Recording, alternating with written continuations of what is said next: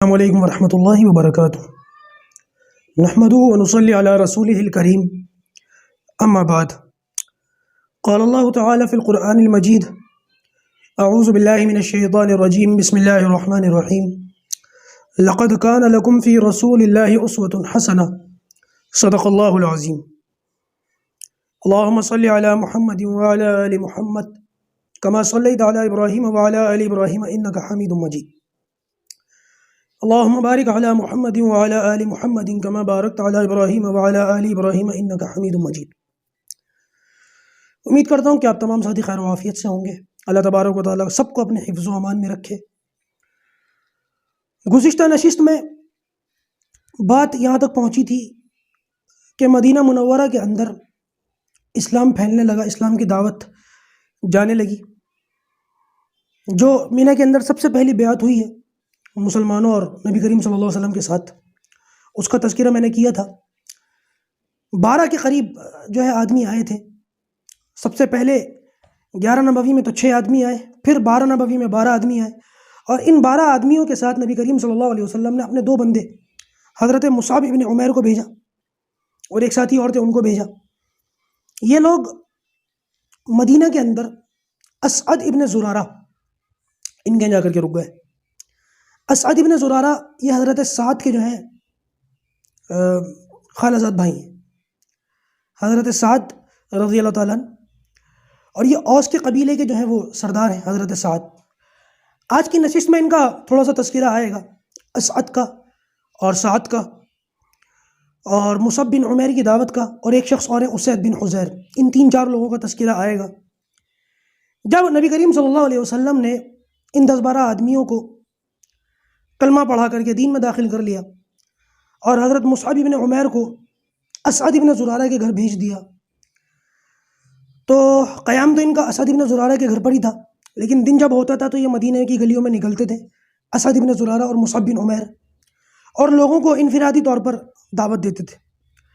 ان کی بات کو مرد بھی سنتے تھے، عورتیں بھی سنتی تھیں، جس کو بات پسند آتی تھی وہ اسلام میں داخل ہو جاتا تھا۔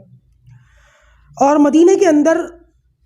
مکے جیسا ماحول یا وہاں جیسا معاملہ نہیں تھا۔ البتہ جب اسید بن حضیر کو یہ پتہ چلا کہ اسعد اور مصعب یہ دونوں مدینہ کی گلیوں میں گھوم کر دین اسلام کی تبلیغ کر رہے ہیں، دعوت دے رہے ہیں، تو یہ غصے سے آپے سے باہر ہوئے، اپنی تلوار اٹھائی اور ان کے پیچھے نکل گئے، اور جا کر کے ان کو برا بھلا کہنا شروع کر دیا کہ تمہاری اتنی ہمت کیسے ہوئی، ہمارے لوگوں کو بہکا رہے ہو، عورتوں کو ورغلا رہے ہو، ہمارے بھولے بھالے بچوں کو جو ہے وہ بھٹکا رہے ہو، ہمارے پرانے آباء و اجداد کے دین سے بیزار کر رہے ہو، یہاں سے چلے جاؤ، یہی تمہارے لیے، مطلب جو دھمکی والے الفاظ ہوتے ہیں وہ سارے کے سارے دیے۔ ننگی تلوار ہاتھ میں تھی، آنکھوں میں غصہ تھا۔ ابھی اپنی یہ بات کر ہی رہے تھے کہ حضرت مصعب ابن عمیر نے اسید بن حضیر سے کہا کہ کیا ایسا نہیں ہو سکتا، آپ تھوڑی دیر ہمارے پاس بیٹھو، ہماری بات سنو، بات سننے کے بعد تم فیصلہ کر لینا، اگر تو ہماری بات ٹھیک ہو تو جو تمہارا دل چاہے تم عمل کر لینا ہماری بات کے اوپر، اور اگر ہماری بات ٹھیک نہ ہو پھر ہم یہاں سے چلے جائیں گے۔ بھائی بات ختم کرنے کا سب سے بہتر طریقہ یہ ہے، آسان طریقہ یہ ہے، ہم جو کہہ رہے ہیں ایک مرتبہ سن لو، اگر ہماری بات سمجھ میں آ جاتی ہے تو عمل کر لینا، قبول کر لینا، اور اگر ہماری بات سمجھ میں نہیں آتی ہے پھر ہم یہاں سے چلے جائیں گے۔ تو اسید بن حضیر کہنے لگے کہ تم نے یہ بڑے عدل اور انصاف کی بات کہی ہے، سناؤ کیا کہتے ہو۔ اپنی تلوار ایک طرف رکھی، ان کے پاس بیٹھ گئے۔ حضرت مصعب بن عمیر نے ان کو دین کی تعلیم دی، تھوڑا سا قرآن پڑھ کے سنایا۔ کہتے ہیں کہ اس بات کا اسید بن حضیر کے اوپر بڑا زبردست اثر ہوا، اور اتنا اثر ہوا کہ فوراً پوچھنے لگے کہ اس دین میں داخل ہونے کا طریقہ بتاؤ، میں کس طریقے سے مسلمان بن سکتا ہوں۔ تو انہوں نے کہا کہ بھائی سب سے پہلے اپنے جسم کو پاک کرو، اپنے کپڑوں کو پاک کرو، غسل کرو، اور اس کے بعد جو ہے تم دین اسلام کے اندر داخل ہو سکتے ہو۔ انہوں نے ایسے ہی کیا، انہوں نے اپنے کپڑے بدلے، غسل کیا، کلمہ پڑھ کے واپس جا رہے تھے۔ اچھا، یہ یہاں آنے سے پہلے اسید بن حضیر حضرت سعد سے ملاقات کر کے آئے تھے، اور سعد بھی ان کے معاملات بھی اسید کی طرح ہی تھے، لیکن جب انہوں نے اسید کو آتے ہوئے دیکھا تو سعد کہنے لگے کہ یہ وہ اسید نہیں ہے جو گیا تھا، اس کا چہرہ بدلا ہوا ہے۔ بہرحال سعد نے ان سے پوچھا، حضرت سعد نے، کہ بھائی کیا معاملہ رہا؟ تو انہوں نے کہا کہ اسید کہنے لگے کہ مجھے ان کی بات کے اندر کوئی غلطی یا کوئی کمی کوتاہی نظر نہیں آئی، بہتر ہے تم جا کے خود مل لو۔ یہ بات جب انہوں نے سنی، کیونکہ ان کو اس جواب کی امید نہیں تھی سعد کو، حضرت سعد رضی اللہ عنہ کو، اور وہ یہ سوچ رہے تھے کہ یہ جائیں گے، سردار آدمی ہے، اچھی طریقے سے ان کی خیر خبر لیں گے، ان کا قلع قمع کر کے ان کو مدینے سے نکال دیں گے، لیکن کہانی الٹی ہو گئی، وہ تو خود ہی پلٹ کر آ گئے۔ اس غصے میں یہ بالکل اسی طریقے سے، اسی اسٹائل میں جیسے اسید بن عزیر گئے تھے حضرت سعد رضی اللہ تعالیٰ، اسی انداز میں تلوار لے کر، آنکھوں میں غصہ، ہاتھ میں ننگی تلوار، پہنچ گئے۔ اور یہ دونوں حضرات جو ہیں وہ اسلام کی تعلیم کر رہے تھے، تبلیغ کر رہے تھے، اور اسید کلمہ پڑھنے کے بعد واپس آنے سے پہلے ان سے کہہ کر کے آئے تھے کہ ایک شخص ایسا ہے اگر اس نے کلمہ پڑھ لیا تو قبیلہ اوس کا ہر بندہ مسلمان ہو جائے گا، اس کو تم قابو میں کر لو۔ کون ہے وہ؟ حضرت سعد ہے۔ ان کو بہت اچھا، اللہ تعالیٰ دلوں کے حال کو جاننے والا اور بدلنے والا ہے۔ جب یہ پہنچے، حضرت سعد پہنچے، تو انہوں نے وہی ساری باتیں کہیں جو تھوڑی دیر پہلے اسید کہہ کر کے گئے تھے۔ عورتوں اور بچوں کو ورغلا رہے ہو، بھولے بھالے لوگوں کو بھٹکا رہے ہو، ہمارے آباء و اجداد کے دین سے ہٹا رہے ہو۔ تو مصعب بن عمیر دوبارہ جو اسید بن حضیر سے کہا تھا، انہوں نے وہی ساری بات حضرت سعد سے بھی کہی کہ سعد، بہتر یہ ہوگا کہ جو کچھ ہم کہہ رہے ہیں کہ ایک مرتبہ آپ اس کو سن لو، اگر ہماری بات ٹھیک لگے تو قبول کر لینا، اور اگر ہماری بات ٹھیک نہ لگے تو جو تمہارا دل چاہے وہ تم کرنا۔ تو سعد کہنے لگے کہ یہ بات تم نے بڑی انصاف والی کہی، کہو کیا کہتے ہو۔ انہوں نے بھی اپنی تلوار ایک طرف رکھی، بیٹھ گئے۔ حضرت مصعب بن عمیر نے ان کے سامنے قرآن پڑھا، اسلام کی تعلیمات بیان کی، اور جب یہ کلمہ وغیرہ پڑھ کر کے مسلمان ہو گئے، کیونکہ انہوں نے بھی دین اسلام کے جانب اپنا رجحان ظاہر کر دیا کہ بھئی یہ تو بہت اچھی بات، بہت اچھا کلام ہے، کس طریقے سے میں مسلمان ہو سکتا ہوں؟ تو مصعب بن عمیر کہنے لگے کہ اپنا جسم پاک کرو، اپنے کپڑے پاک کرو، غسل کرو، پھر تم اس دین کے اندر داخل ہو جاؤ گے۔ انہوں نے بھی اسی طریقے سے اپنا غسل کیا، کپڑے بدلے، کلمہ پڑھ کے مسلمان ہو گئے۔ جب یہ واپس جا رہے تھے تو ان کے قبیلے کے جو لوگ تھے، انہوں نے حضرت سعد کو دیکھتے ہی کہا کہ خدا کی قسم یہ وہ سعد نہیں ہے جو گیا تھا، یہ وہی کا وہی معاملہ، ایسا لگ رہا ہے جیسے ریپیٹ ٹیلی کاسٹ ہوا ہے، جو حضرت اسید بن عزیر کے ساتھ ہوا وہی حضرت سعد رضی اللہ تعالیٰ کے ساتھ ہوا۔ تو سعد واپس آئے اور آ کر کے اپنی قوم سے کہنے لگے کہ اے لوگوں، میرے بارے میں تمہاری کیا رائے ہے؟ تو انہوں نے کہا کہ آپ ہمارے سردار ہیں، آپ حق بات کہتے ہیں، حق بات کرتے ہیں، آپ کی رضامندی میں ہم راضی ہیں۔ تو حضرت سعد کہنے لگے کہ خدا کی قسم میں تم لوگوں سے جب تک کلام نہیں کروں گا جب تک کہ تم لوگ مسلمان نہ ہو جاؤ، کلمہ پڑھ کے دین میں داخل نہ ہو جاؤ۔ کہتے ہیں کہ رات ہونے سے پہلے قبیلہ عبد الاشہل کا ایک بندہ بھی ایسا نہیں تھا جو دین اسلام میں داخل نہ ہو گئے۔ اتنے بابرکت تھے حضرت سعد کہ ان کے کلمہ پڑھتے ہی پورا کا پورا قبیلہ دین اسلام کے اندر داخل ہو گیا۔ بس ایک شخص کے بارے میں آتا ہے کہ وہ، ان کا لقب تھا اسیرم، وہ مسلمان نہیں ہوئے، صرف یہ ایک شخص رہ گئے تھے۔ اور آگے جا کر کے غزوات کے اندر ان کا ذکر آئے گا، غزوہ احد کے اندر غالباً، کہ اس موقع پر جب ساری کی ساری قوم لڑنے چلی گئی تو یہ پیچھے رہ گئے تھے کیونکہ یہ مسلمان نہیں تھے۔ بعد میں جب یہ اپنے گھوڑے پر بیٹھ کر آئے اور قوم نے ان کو آتا ہوا دیکھا اور نبی کریم صلی اللہ علیہ وسلم نے بھی ان کو آتا ہوا دیکھا، تو ان سے پوچھا کہ اسیرم، دین کی وجہ سے تو تم نہیں آ سکتے کیونکہ مسلمان تو تم ہو نہیں، کیا تم اپنی قوم کی وجہ سے لڑنے کے لیے آئے ہو کہ میری قوم ہے تو اس لیے میں جاؤں؟ تو اس وقت انہوں نے بھی کلمہ پڑھ لیا، دین اسلام کے اندر داخل ہو گئے اور لڑتے لڑتے شہید ہو گئے۔ حضرت اسیرم رضی اللہ تعالیٰ عنہ یہ وہ شخص ہیں جنہوں نے کلمہ پڑھا اور کلمہ پڑھنے کے کچھ ہی دیر کے بعد شہید ہو گئے۔ نہ انہوں نے نماز پڑھی، نہ انہوں نے روزہ رکھا، اور کوئی نیکی کا کام انہوں نے نہیں کیا، بس صرف ابھی تھوڑی دیر پہلے کلمہ پڑھا تھا اور ابھی تھوڑی دیر کے بعد جہاد کر کے شہید ہوئے، وہ گئے جنت میں۔ باقاعدہ مدینہ منورہ کے اندر صحابہ کرام حضرت اسیرم کے بارے میں پہیلی پوچھتے تھے، یہ پہیلی مشہور تھی مدینہ کے اندر، بتاؤ وہ کون شخص ہے جس نے کلمہ پڑھا لیکن نماز نہیں پڑھی، ایک نماز بھی نہیں پڑھی، ایک روزہ بھی نہیں رکھا، فرض نماز کا وقت آنے سے پہلے اللہ کو پیارے ہو گئے تھے نا، ایک روزہ بھی نہیں رکھا، حج بھی نہیں کیا، زکوٰۃ بھی نہیں دی، ایک نماز بھی نہیں پڑھی، لیکن وہ جنت میں گیا۔ تو اس پہیلی کا جواب حضرت اسیرم تھے۔ بہرحال حضرت اسعد ابن زرارہ اور مصعب بن عمیر، جیسے کہ میں نے گزشتہ نشست کے اندر کہا تھا، یہ دونوں بڑے جو ہے بنیاد کا پتھر تھے، ان کی وجہ سے پورے مدینے کے اندر اسلام پھیلا۔ اسعد ابن زرارہ رضی اللہ تعالیٰ عنہ، انہوں نے ایک کام اور کیا، وہ یہ کہ اللہ تبارک و تعالیٰ نے یہاں سے ایک یوں کہہ لیں کہ اجتہاد کا جو سلسلہ ہوتا ہے نا، جو امت کے مجتہدین ائمہ ہیں وہ تو بات کے ہیں جنہوں نے فقہ کا استنباط کیا قرآن و سنت کو سامنے رکھ کر، لیکن یہ اجتہاد جو ہے یہ صحابہ کرام کے اندر بھی موقع موقع پر ملتا ہے۔ بعض مواقع ایسے ہیں جس میں صحابہ کرام نے اجتہاد کیا اور ان کا اجتہاد پھر شریعت کے مطابق ثابت بھی ہوا، جیسے کہ اب یہاں پر حضرت اسعد ابن زرارہ کا معاملہ ہے، کیونکہ مدینے کے اندر یہودی بھی تھے اور کچھ تھوڑے بہت شاید عیسائی بھی تھے، تو یہ دیکھتے تھے کہ یہودی جو ہیں وہ ہفتے کے دن اپنا اجتماع کرتے ہیں اور ہفتے کے دن ان کی ایک بڑی عبادت ہوتی ہے، اور اسی طریقے سے عیسائی جو ہیں یہ اتوار کے دن اپنا اجتماع کرتے ہیں جس کو سنڈے مارچ کہتے ہیں، اور یہ اتوار کے دن جو ہے وہ لوگوں کو جمع کرتے ہیں، عبادت کرتے ہیں۔ تو حضرت اسعد ابن زرارہ رضی اللہ تعالیٰ نے اجتہاد کیا کہ کیوں نہ ایک دن مسلمانوں کے لیے بھی طے کر دیا جائے، اور اس دن سارے مسلمان جمع ہو کر کے جو ہے وہ اپنے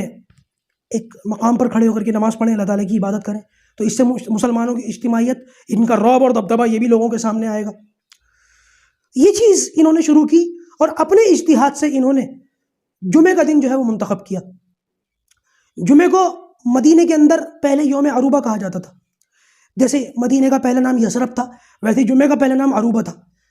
بعد میں اس کو اللہ تبارک و تعالیٰ نے یوم الجمعہ کہا ہے، قرآن کے اندر باقاعدہ سورہ جمعہ کے نام سے سورت بھی ہے، اور اس دن کا نام یا ایھا الذین آمنوا اذا نودی للصلاۃ من یوم الجمعہ، یوم جمعہ کے نام سے باقاعدہ اس کا نام بھی موجود ہے قرآن مجید کے اندر۔ کہتے ہیں کہ ابھی ہم نے اسعد ابن زرارہ کے اجتہاد سے، صحابہ کرام فرماتے ہیں کہ ہم نے ابھی جمعہ شروع ہی کیا تھا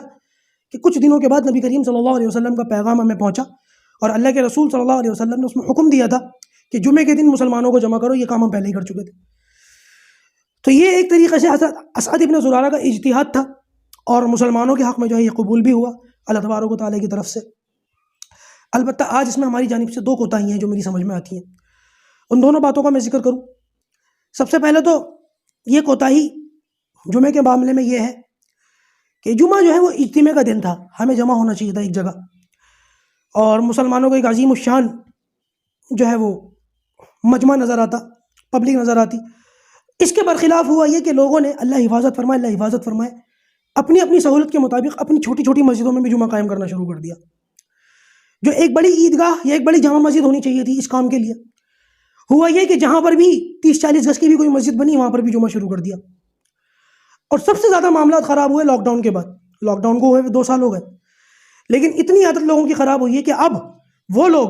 جو کبھی مسجد ہی میں پابندی کے ساتھ جمعہ پڑھتے تھے، ان لوگوں نے لاک ڈاؤن کے بعد اپنی عادت خراب ہونے کے معاملے کے لے کر کے یہ غلطی کی کہ اپنے گھر آفس کے اندر بھی جو ہے وہ جمعہ قائم کرنا شروع کر دیا۔ عادت پڑ گئی کہ لاک ڈاؤن سے جو معاملات تھے اس میں جو مجبوری تھی اس میں ہم نے اپنے آفس کے اندر ہی جماعت بنا کر کے علماء سے پوچھ کر کے چھوٹا سا خطبہ رکھ دیا تھا، اور ویسے ہی ہم جمعہ پڑھ لیا کرتے تھے۔ اب مسجد دور ہے، بہت دیر لگتی ہے، بڑا ٹائم لگتا ہے، لہٰذا وہ ترتیب آج تک چلی آ رہی ہے کئی جگہوں پر، بلکہ اللہ حفاظت فرمائے بعض لوگوں نے تو اپنی بلڈنگوں کے، اپنے گھروں کے اندر جو ہے وہ جمعے کا قیام شروع کر رکھا ہے آج تک۔ آپ یقین مانیں اتنا افسوس ہوتا ہے، اتنا خیال آتا ہے کہ کل کلا کو شاید اس پر کوئی فتویٰ بھی آ جائے کہ ہاں بالکل اپنے گھر کے اندر جمعہ پڑھ لو، کوئی بات نہیں، کیونکہ جو تھوڑا آزادانہ خیال رکھتے ہیں وہ تو یہ کہیں گے بھائی کم سے کم نماز نہ پڑھنے سے بہتر ہے پڑھ تو رہے، گھر پہ ہی پڑھ رہے ہیں، پڑھ تو رہے، چھوڑو ان کو اتنا ہی کر دو، ہاں جی گھر پہ ہی پڑھ لو۔ اللہ حفاظت فرمائے، دین کو کھیل کھلونا نہیں بنانا چاہیے کبھی بھی۔ اللہ حفاظت فرمائے، اللہ حفاظت فرمائے، عام تو نہیں ہے، بہت ریئر ہے، لیکن یہ ریئر بھی ہے، اور یہ ریئر معاملہ بھی کبھی کبھی شاید ہو سکتا ہے وہ عام شکل اختیار کر لیں، کیونکہ ہمارے یہاں معاملہ یہ ہوتا ہے کہ خاص طور سے میں نے یہ دیکھا ہے کچھ علاقوں کے اندر مسجد کے چندے کے خاطر یہ کام کیا جاتا ہے۔ چھوٹی چھوٹی مسجدیں ہوتی ہیں 40-50 گز کی، 100-150 گز کی، اور پبلک آتی ہے تو پھر مسجد کی آمدنی کا کچھ ذریعہ بھی ہو جاتا ہے، ان کے سامنے وہ ٹوکریاں چلتی ہیں اور وہ معاملات چلتے ہیں، تو ان کو نظر آ جاتا ہے اچھا بھائی ہر جمعے کو 4-5 ہزار روپے جمع ہو جاتے ہیں، بہتر ہے 20-25 ہزار روپے مہینہ ہو گیا تو کیوں اس کو لات ماری جائے، چلو بھائی ہمارے یہاں بھی جمعہ ہوگا۔ اب تو عید الاضحیٰ، عید الفطر بھی کر لیتے ہیں یہ لوگ۔ تو جو جمعے کا مقصد تھا نا کہ مسلمانوں کا اجتماع نظر آئے، وہ ختم ہو گیا، اجتماعیت ختم ہو گئی، اتحاد ختم ہو گیا، اپنی سہولت کے مطابق جس کا جہاں دل چاہتا ہے وہ نماز پڑھ لیتا ہے۔ ایک نقصان اس کا یہ ہوا کہ جمعے کے دن تجارت کو بند کرنے کا حکم تھا، لیکن اللہ حفاظت فرمائے ہم نے کیا کیا صاحب، باپ اور بیٹے ایک دکان کے اندر بیٹھتے ہیں یا 2 بھائی ایک دکان کے اندر بیٹھتے ہیں، جہاں پر بھی ایک گھر کے 2 بندے کام کرنے والے ہیں کسی دکان میں، اچھا بھائی میں 1 والی پڑھ لوں گا، تم کام سنبھال لینا، میں 1 والی پڑھ کے آؤں گا اور تم 1.5 والی پڑھ لینا، پھر میں کام، تجارت بند نہیں ہونی چاہیے، اللہ حفاظت فرمائے۔ کسی بھی صورت کے اندر. اور اس سے جمعے کی جو اہمیت تھی دلوں کے اندر سے وہ نکل گئی. پھر بعض لوگوں کو تو ہم نے دیکھا کہ جمعے کے دن بھی ایسے بھاگے بھاگے مسجد میں جاتے ہیں کہ جب امام صاحب ولا ذکر اللہ تعالی اعلی اولا اعز اجل اتم اکبر پڑھ رہے ہوتے ہیں وہ مسجد کے اندر داخل ہوتے ہیں. بعض لوگ تو بالکل تشہد کے موقع پہ داخل ہوتے ہیں. بعض لوگوں کو تو یہ دیکھا گیا کہ بالکل مسجد کے چپلوں کے پاس دروازے کے پاس بیٹھتے ہیں کہ ادھر سلام پھرے اور ادھر میں جلدی سے جاؤں. سنتیں پڑھنے کی بھی توفیق نہیں ہوتی کہ ابا حضور یا بھائی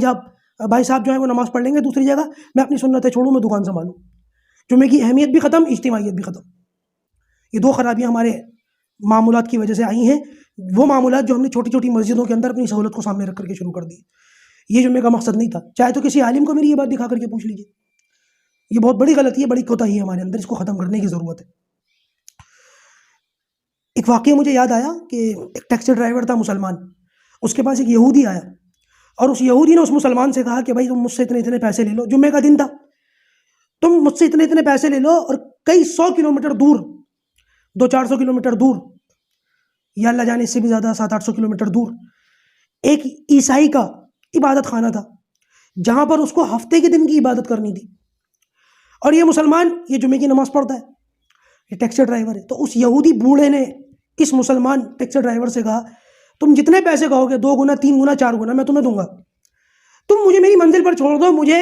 کل صبح وہاں جا کر کے ہفتے کی عبادت کرنی ہے, میں رات کو ہی وہاں پہنچنا چاہتا ہوں, ابھی سفر شروع کرو گے تو میں رات تک آسانی سے پہنچ جاؤں گا. پہلے تو اس مسلمان نے آئے گائیں کری کہ بھائی میرا جمعے کا مسئلہ ہے, میں کیسے چھوڑ دوں. لیکن جب اس نے آفر اچھی کی کہ میں تمہیں 3-4 گنا پیسے دوں گا تو یہ پھسل گئے. انہوں نے کہا ٹھیک ہے بیٹھو, اللہ مالک ہے. انہوں نے یہودی کو ٹیکسی میں بٹھایا, چل پڑے. اب ظاہر سی بات ہے راستہ ہے, سفر ہے, سفر کے اندر جو ہے وہ لوگ مل جاتے ہیں, ایک دوسرے سے بات چیت ہو جاتی ہے, تھوڑی سی بے تکلفی ہو جاتی ہے. تو اس مسلمان نے باتوں باتوں میں اس یہودی بوڑھے سے کہا تمہاری زندگی اچھی خاصی گزر گئی, 75-80 سال کے تم لگتے ہو, بہتر ہے کلمہ پڑھ لو, مسلمان بن جاؤ, کم سے کم جہنم میں سے جانے سے تو بچو گے. اس یہودی بوڑھے نے کہا کہ بیٹا مجھے مسلمان ہونے کی دعوت دینے سے پہلے تو خود تو مسلمان ہو جا. وہ ٹیکسی ڈرائیور کہتا ہے الحمدللہ میں تو مسلمان ہوں, آپ مجھے کیسی اس طریقے سے کہہ سکتے ہیں. اس نے کہا اچھا اچھے مسلمان ہو, تم نے 3-4 گنا آفر کے خاطر اپنے جمعے کی نماز چھوڑ دی, اور میں نے اپنے ہفتے کی عبادت کی خاطر 3-4 گنا پیسہ تمہیں گوارا کر لیا دینا. تم مجھے بتاؤ کیا تمہیں مجھے دین کی عبادت دینے میں تمہیں شرم آنی چاہیے نہیں آنی چاہیے؟ کہتے ہیں کہ اس ٹیکسی ڈرائیور کا سر شرم کے مارے جھک گیا. کیا بولتا, پتھر بولے یہ نہ بولے. یہی معاملہ آج ہمارے لیے. دنیا کے کسی حصے میں کوئی اللہ حفاظت فرمائے ہمیں ایسی کوئی خبر مل جائے کہ قرآن کی توہین ہوئی ہے, نبی کریم صلی اللہ علیہ وسلم کی شان میں گستاخی ہوئی ہے, ایسے پاگل ہو جاتے ہیں کہ ہم سے بڑا مسلمان کوئی نہیں. سوشل میڈیا کے اوپر پوسٹ کے اور اسٹیٹس کے انبار لگا دیتے ہیں, اور اس طریقے کے معاملات بھی ہم سنتے ہیں, ایسے سلوگنز بھی ہم سنتے ہیں, سر تن سے جدا, سر تن سے جدا. یہ سر تن سے جدا کرنے والے فجر میں ایک صف بھی پوری نہیں کر پاتے مسجدوں کے اندر اپنی. کیا ہے اس طریقے کا, یہ کون سا دین ہے بھائی؟ اللہ حفاظت فرمائے, اللہ حفاظت فرمائے. میں یہ نہیں کہہ رہا کہ قرآن کی توہین پر یا نبی کریم صلی اللہ علیہ وسلم کی گستاخی پر ہمیں خاموش ہو کر کے بیٹھ جانا چاہیے, نہیں, یہ بھی ایمان کا حصہ ہے. لیکن یہ کون سا ایمان ہے جو ہمیں مسجد تک لے کر کے نہیں جا رہا؟ یہ تو سوچنے کی بات ہے نا. یہ جمعے کے حوالے سے 2-4 باتیں آ گئی, تقریباً وقت بھی پورا ہو چکا ہے. حضرت عبد الرحمن ابن کعب ابن مالک یہ کہتے ہیں کہ ہمارے والد صاحب جب بھی کعب ابن مالک جمعے کی اذان سنتے تھے تو اسعد ابن زرارہ کو جو ہے وہ دعا دیتے تھے کہ سب سے پہلے مدینے کے اندر جمعہ اس نے قائم کیا. باقاعدہ جو جمعہ تھا وہ نبی کریم صلی اللہ علیہ وسلم نے ہجرت کے بعد جو ہے قائم فرمایا تھا, مدینے کی بستی سے 3 میل پہلے, غالباً مسجد قباء کے اندر. اس کا ذکر بھی آئے گا ہجرت کے بعد, لیکن یہ تھوڑا سا مسلمانوں کو جوڑنے کی اور ایک تھوڑا سا جو ہے وہ جمعے کی اہمیت کی ایک صورت تھی جو اسعد ابن زرارہ کے اجتہاد کے ذریعے سے مسلمانوں کے اندر قائم ہوئی. انشاءاللہ اس سے آگے کی جو بات ہے وہ آپ لوگوں کے سامنے اگلی نشست میں عرض کی جائے گی, جو دوسری بیعت ہوئی ہے مینا کے میدان کے اندر, اور پھر قریش نے مسلمانوں کو تعاقب بھی کیا اس بیعت کو روکنے کے لیے. انشاءاللہ اس کی پوری تفصیل ہے وہ اگلی نشست کے اندر عرض کی جائے گی. اللہ تبارک و تعالیٰ جو کہا جا رہا ہے, سنا جا رہا ہے, ہمیں ان باتوں پر عمل کرنے کی توفیق عطا فرمائے.